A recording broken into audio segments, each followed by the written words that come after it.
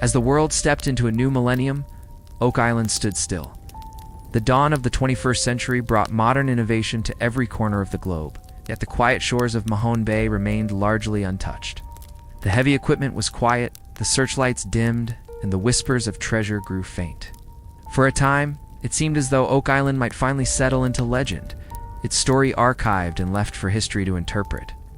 But mysteries have a strange way of drawing back those who once dreamed of solving them. And Oak Island was no ordinary mystery. In Michigan, two brothers Rick and Marty Lagina were quietly carrying that dream. Rick, the older of the two, had first encountered the Oak Island mystery in the pages of a Reader's Digest article, when he was just 11 years old. The story of the money pit, the coconut fiber, and the supposed booby-trapped flood tunnels captured his imagination in a way few things ever had. It wasn't just a tale, it was a calling. Marty, a successful businessman and energy entrepreneur, didn't share Rick's obsession at first. He was a pragmatist by nature, skeptical of tall tales and wary of ventures built on rumor. But over the years, Rick's passion endured. It became a constant topic between them, casual at first, then more serious. Eventually, that lifelong curiosity turned into a decision. They would go to Oak Island. In 2005, the Lagina brothers took their first steps into the mystery. Rick traveled to Nova Scotia to see the island with his own eyes, reached out to Don Blankenship, who at the time was in his early 80s and still very much involved in the caretaking of the land. Don, protective of the island and its legacy, had turned down many interested parties over the years. But something about Rick and Marty's sincerity caught his attention. The meeting was humble, no suits, no cameras, no grand promises, just two brothers with respect for the island's history and a willingness to learn. Over the next few years, the relationship grew. The Laginas didn't push their way in. They asked questions. They listened. By 2006, they had become part owners in Oak Island Tours, Inc., a company formed to consolidate ownership of much of the island's surface and allow for more structured and unified exploration. This new partnership, which included Dan Blankenship and later Craig Tester, Marty's business partner and an engineer, would lay the foundation for a new era of treasure hunting. Rick approached the island like a historian, devoured every journal, studied the topography, and familiarized himself with the old shaft numbers and borehole records. Marty brought resources and logistical acumen, offering the means to secure equipment, teams, and research support. Together, they sought a balance, honoring the past while using the present to explore the future. They understood something that many had missed before them. Oak Island wasn't just about digging. It was about storytelling, preservation, and purpose. Every artifact mattered, even if it wasn't gold. Every shaft held a lesson. Every document offered a clue. The early years were quiet. They spent time walking the terrain, surveying known sites, and revisiting forgotten locations. Rick stood under the crooked limbs of the oak trees, imagining the three boys in 1795. Marty stood over old shafts, calculating angles, questioning methods, and refining theories. Their investment was personal. They bought land. They brought in experts. They began preliminary scans with magnetometers and ground-penetrating radar. They spoke with locals, consulted historians, and reviewed what little was publicly available from the decades of prior digs. And slowly, the island responded. Artifacts began to surface, nothing earth-shattering at first. A rusty nail, a coin, fragments of wood, but the pattern was there. These were not random finds. They had context. Some dated to the 1600s, others to the early 1700s. Their placement aligned with previously dug shafts and known search areas. It was enough to validate that something had indeed happened on Oak Island long before the first treasure hunters arrived. More importantly, the brothers realized they weren't just chasing treasure, they were chasing history. By 2009, the idea of documenting the exploration in a more public way began to emerge. The story had all the ingredients: mystery, sacrifice, engineering, legend, and above all, endurance. Conversations began with Prometheus Entertainment, a production company known for its work in historical and reality-based television. The Laginas were hesitant. Rick, in particular, was deeply protective of the island's legacy. The last thing they wanted was to turn the search into a circus. But Prometheus offered a different vision, a respectful, documentary-style series that would follow the brothers' journey as they used science and determination to solve a centuries-old riddle. By 2010, early footage was being shot. Cameras rolled as Rick and Marty stood at the edge of the Money Pit site, speaking softly about their hopes and theories.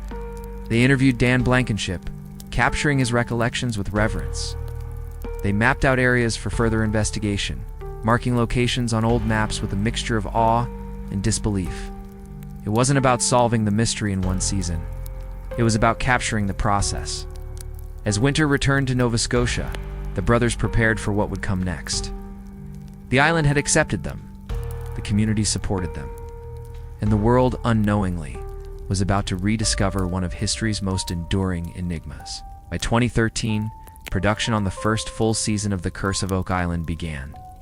What followed would not just reshape the future of the island, it would redefine its past. In the winter of 2014, a curious new entry appeared in television listings across North America.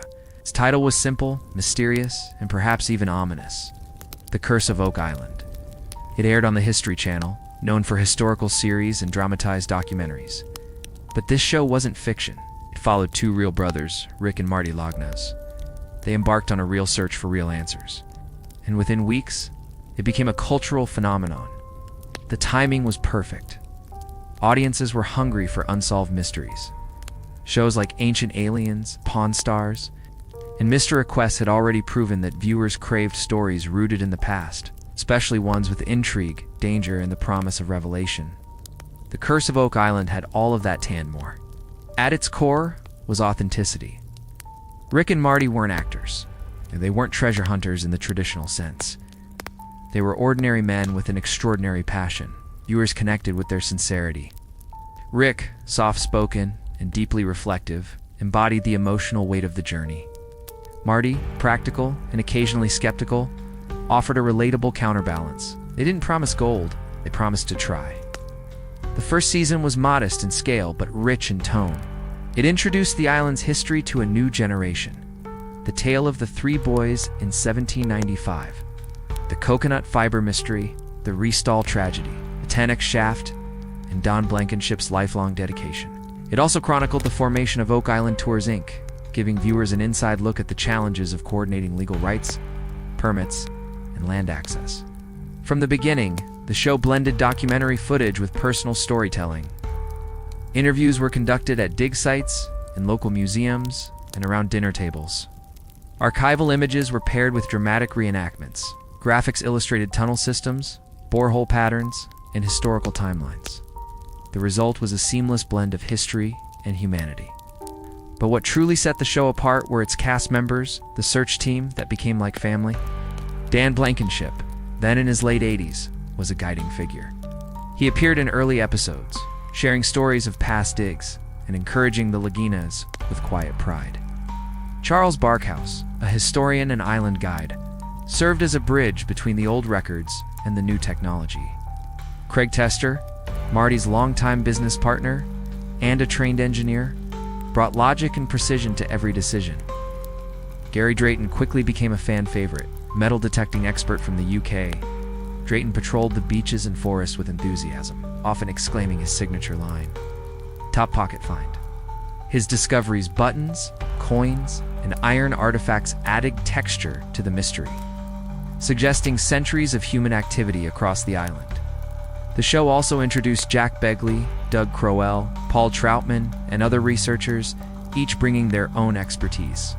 Together, they formed a modern-day fellowship of seekers. And while the series had its share of dramatic moments and cliffhangers, it remained grounded in the pursuit of truth. By season 2, viewership had doubled.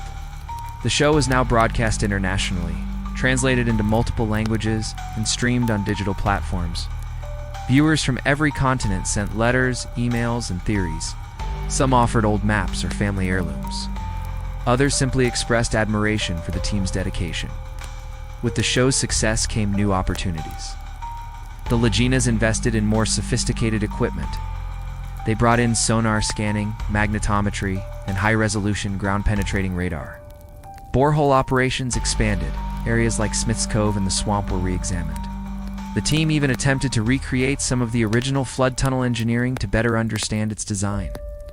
Season 3 brought one of the most talked about discoveries in the show's early run, a small Spanish coin. Found on the surface near the money pit, the coin, dated to the 1600s, was not in itself treasure, but it was evidence, tangible, datable, and irrefutably old. For Rick, it was validation. "I don't need a chest of gold," he said in a reflective moment during filming. "This coin tells me we're not chasing shadows. Someone was here. Something happened."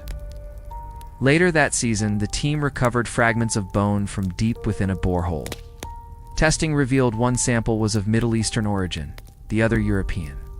The possibility of multicultural presence on the island centuries ago sent ripples through the historical community. Then came the lead cross. Discovered by Gary Drayton on the shoreline near Smith's Cove, the object appeared at first glance to be a simple, handmade crucifix. But testing suggested it contained a high level of lead and may have originated in southern France, perhaps connected to the Knights Templar. While skeptics urged caution, the discovery sparked renewed global interest. By season 5, The Curse of Oak Island was no longer just a television show. It was a movement. Podcasts discussed the latest episodes. Reddit threads unraveled theories. Schools assigned episodes as extra credit assignments.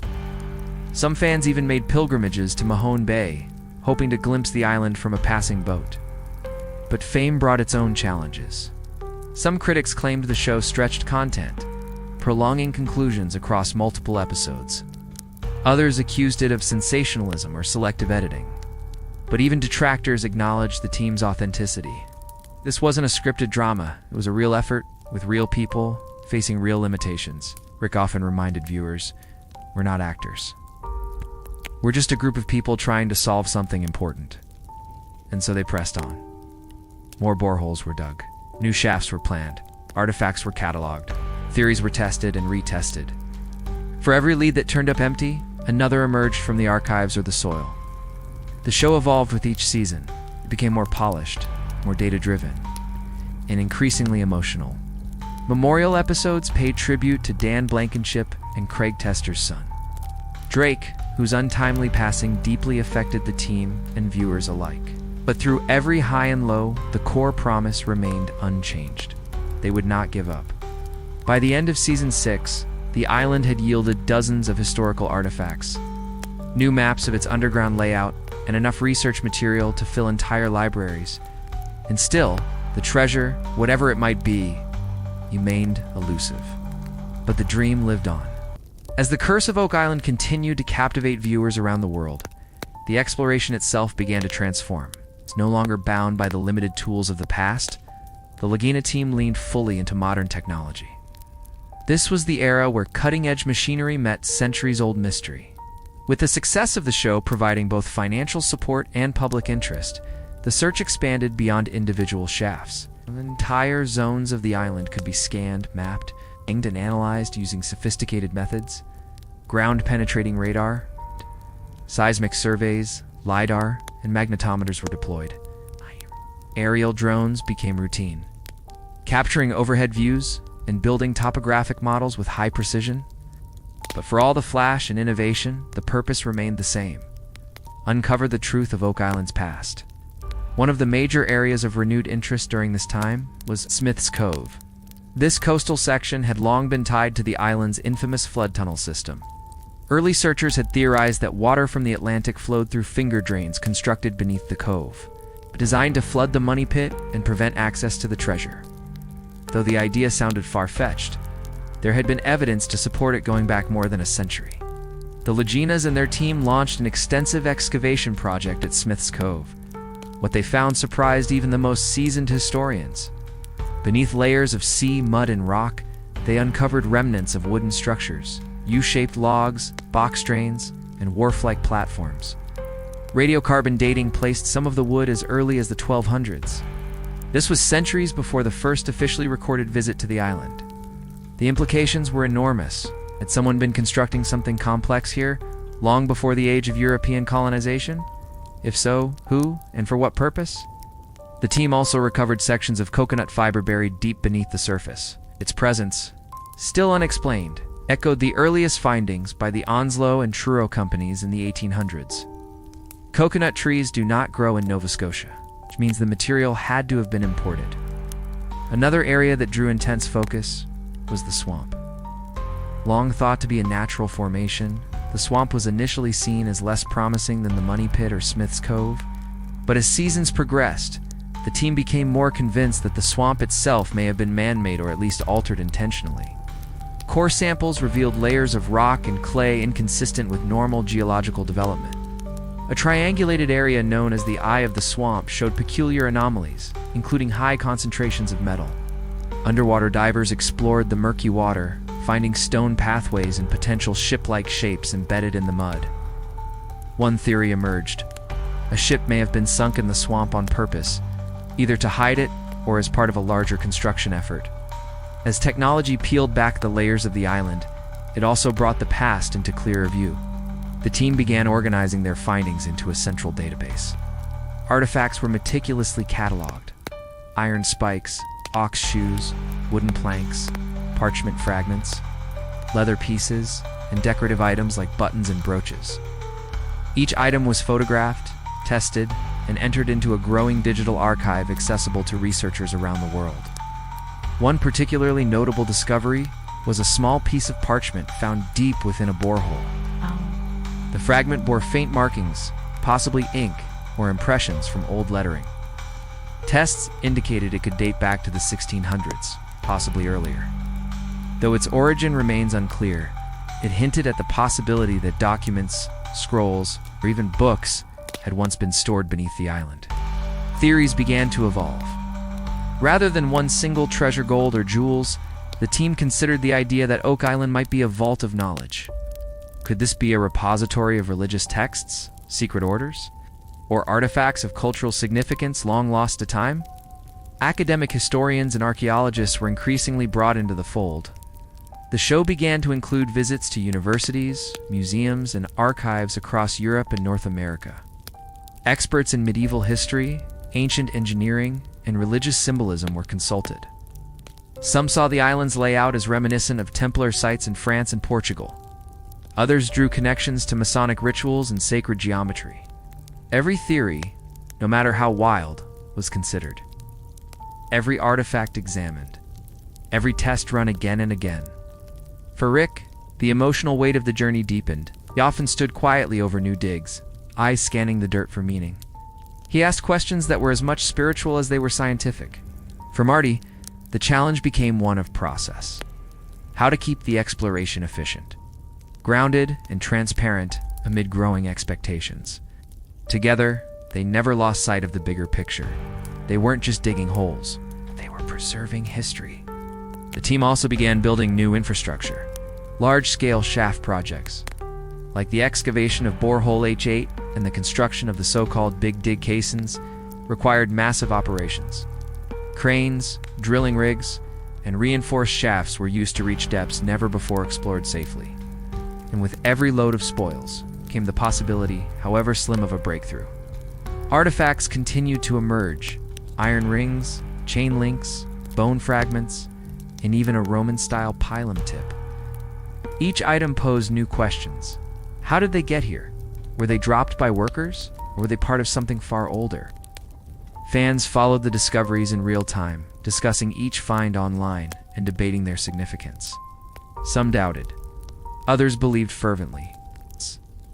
But all watched, and all waited, because every season promised the same dream, that this year the truth might finally rise from the earth. As the search continued into the 2020s, Oak Island became something more than a dig site. It became a symbol, not just of hidden treasure, but of endurance, community, and the human desire to uncover truth. The team, led by Rick and Marty Lagina, had spent years exploring every inch of the island, and they had done so, not with bravado, but with reverence. They had stood on the shoulders of those who came before them, the Onslow and Truro companies, the Restall family, Dan Blankenship, and dozens of other explorers who gave their time, their health, and in some cases their lives to the cause. The Laginas had not only inherited their tools and notes, they had inherited their hopes. Season after season, the evidence mounted. Wooden structures dated to the 1600s, parchment deep underground, artifacts of European, Middle Eastern, and even ancient Roman design. But with every new clue came a familiar refrain. More questions. Was Oak Island truly the hiding place of the Knights Templar? Had someone engineered the entire site as a trap to protect something sacred or powerful? Or was it, as some skeptics suggested, the result of overlapping historical events, a series of coincidences, misunderstood artifacts, and incomplete records? In truth, no single theory seemed to explain everything, and perhaps that was the point. The mystery wasn't about finding one chest or one vault. It was about understanding the layers. The way the island seemed to absorb history and reflect it back in fragments. The way every dig unearthed not only soil but story. Even as some fans grew impatient, expecting a reveal that remained elusive, those began to appreciate the deeper narrative. Oak Island had become less about treasure and more about connection. Families watched the show together, discussing theories over dinner. Teachers assigned episodes as part of history and science lessons. Fans sent in their own research, building a kind of global think tank devoted to the island's puzzles. And throughout it all, Rick and Marty remained humble stewards. They spoke often about their late parents, especially their father, who instilled in them a belief in persistence and possibility. They referenced past searchers with respect. They never dismissed any theory, no matter how unusual, without consideration. This respect extended to their team. Whether it was Gary Drayton meticulously scanning the beach, or Doug Crowell diving into 17th century maps, or Craig Tester analyzing seismic data, each member brought something vital to the effort. The island, they knew, would not yield its secrets easily, would take all of them, and more. As the seasons progressed, the show began to explore the broader legacy of Oak Island. Memorials were held on site to honor Dan Blankenship, who passed away in 2019, and Drake Tester, whose life ended far too soon. These moments reminded viewers that this was not just a television production.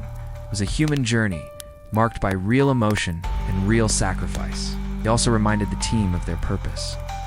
In one memorable episode, Rick stood at the edge of the money pit area as a cold wind blew off Mahone Bay. Behind him, the machinery hummed. In front of him, the earth waited. "We may never find the treasure," he said, "but we'll never stop looking, because there's something here, and maybe that something is more than gold." That sentiment echoed throughout the community. Podcasts emerged, discussing Oak Island lore. YouTube channels explored fringe theories. Books were written not only about the treasure hunt, but about the people behind it.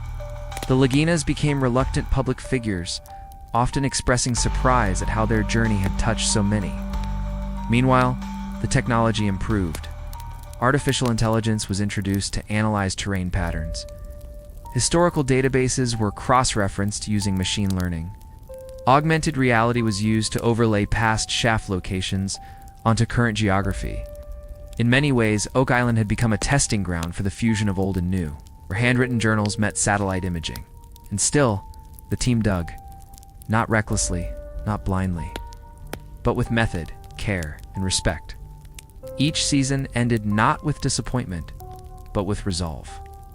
And each new season was welcomed not with hype, but with hope.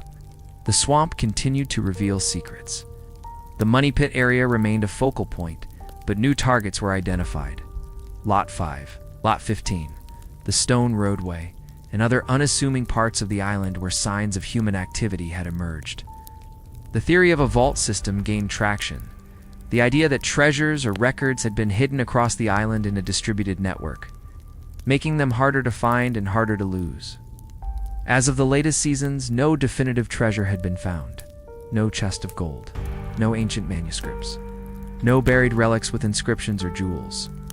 And yet, what had been uncovered was perhaps even more valuable. A community of seekers, a lineage of belief, a testament to patience. The story of Oak Island no longer belonged only to Nova Scotia or even to the Laginas. It belonged to the world. To every viewer who stayed up late to watch, to every child who wrote a school paper on coconut fiber, to every dreamer who believes that somewhere just beyond reach, the answer is waiting. And so the team continues. They rise early, they check the weather, They inspect equipment. They cross-reference boreholes. They debate data. They review ancient documents. They walk the island as others did before them. And still, the pit waits.